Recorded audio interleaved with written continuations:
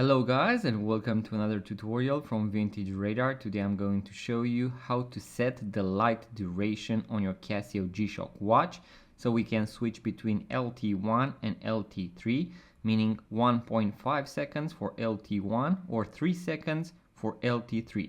And this is for the light duration that you have right here. Now the first thing that you want to do is to press and hold the adjust button for around 4 seconds.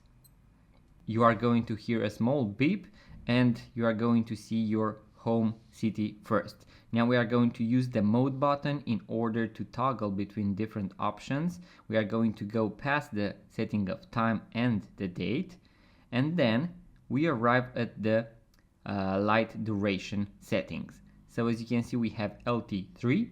If I press the forward button, it is going to switch to LT1, meaning it is going to have 1.5 seconds. So when you press the light button, it is going to stay on for 1.5 seconds. And if we switch to LT3, it is going to stay for 3 seconds. I prefer the longer one. Once you have finished, all you need to do is to press the adjust button in order to end the process, and you are done. You have switched to LT1 or LT3 when it comes to the light duration. I'm going to also have a full guide on all the functions and features of the Casio G-Shock watch. So this is the GA100. I'm going to leave a link in the description box below, so make sure to check it out.